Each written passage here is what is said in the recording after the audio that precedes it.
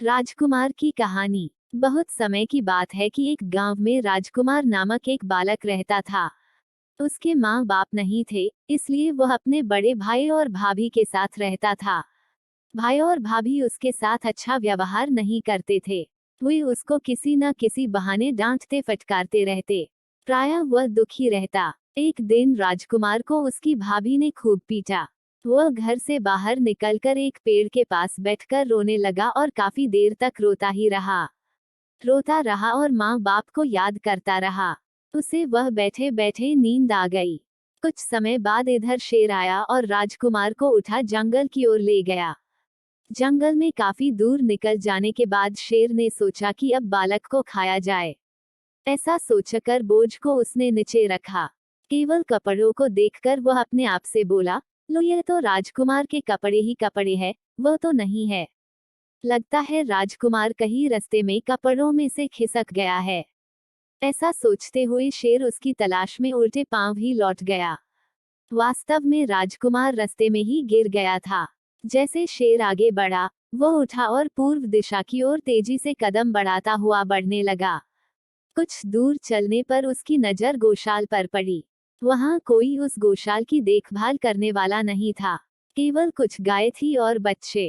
काफी दूध, मक्खन और सूखा पनीर वहां रखा हुआ था। राजकुमार को बड़े जोरों की भूख लगी थी। पहले तो उसने जी भरकर पनीर और मक्खन खाया, दूध पिया। फिर गौशाल की सफाई की। सब काम कर गौशाल के बाहर आ एक वृक्ष पर चढ़कर बैठ गया। कुछ देर में उसे नींद आ गई।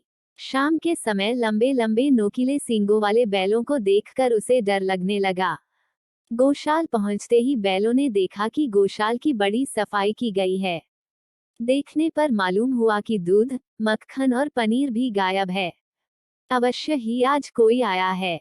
आओ देखे कौन है जिसने हमारे गौशाल की इतनी अच्छी सफाई की है। बैलों के सरदार ने अपने साथियों को संबोधित किया। बैलों का सरदार अपने साथियों को लेकर राजकुमार के पैरों के निशान देखता देखता उसी वृक्ष के पास पहुंच गया जिस पर वह बैठा था। उधर शेर भी राजकुमार को ढूंढता ढूंढता उसी वृक्ष के पास पहुंच गया था। वह राजकुमार पर झपटने ही वाला था कि बैलों ने अपने नुकीले सींगों से उस पर हमला कर दिया। कुछ ही समय में उन्होंने शेर को मार गिराया। ऊपर वृक्ष पर राजकुमार मारे डर के बुरी तरह कांप रहा था।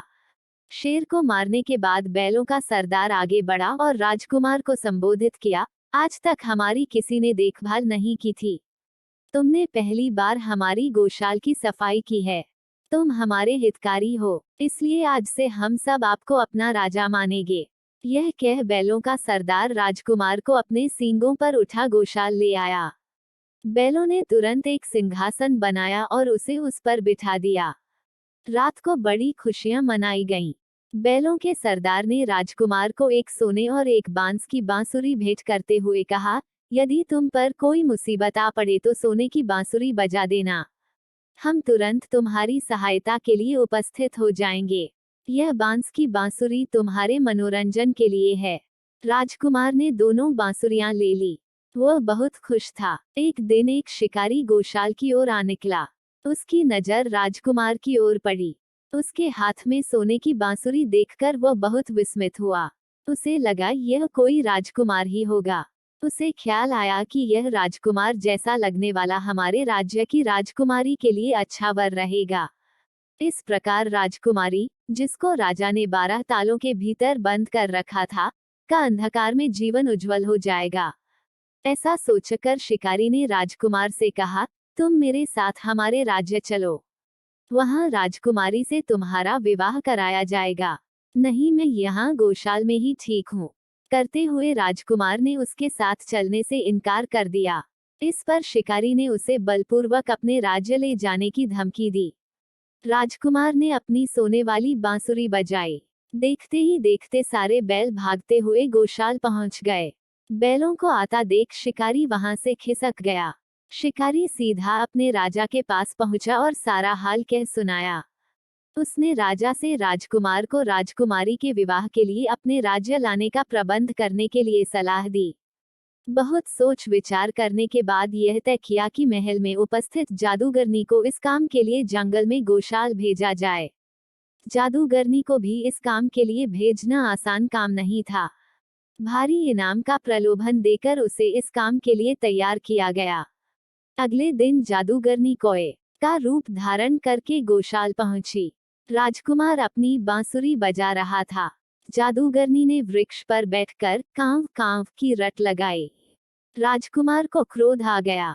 उसने जलती लकड़ियां कौए पर फेंकी, पत्थर फेंके, परंतु वह कौवा भी विचित्र था। एक वृक्ष से दूसरे वृक्ष पर इतनी फुर्ती से उड़कर जाता कि राजकुमार का कोई वार काम न आया। अंत में राजकुमार ने आवेश में वह सोने की बांसुरी ही उस पर दे मारी। कौए ने बांसुरी पकड़ी और महल की ओर उड़ गया।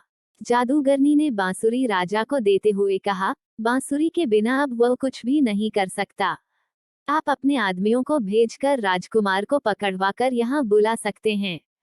राजा ने ऐसा ही किया। राजकुमार को राज्य में लाया गया। राजा ने उसे भी 12 तालों भीतर उसी अंधेरे कमरे में डाल दिया जिसमें राजकुमारी बंद थी। राजकुमार बिना सोने की बांसुरी के अब असहाय था। एक दिन राजा राजकुमार से मिलने अंधेरे कमरे में गए और लौटते समय सोने की बांसुरी वही भूल आए। राजकुमार ने बांसुरी उठाए और बजाना शुरू कर दी। देखते ही देखते बैलों ने महल को घेर लिया। राजा के महल को वे सींगों पर उठाने को तैयार हो गए थे कि राजा घबराया हुआ बाहर आया।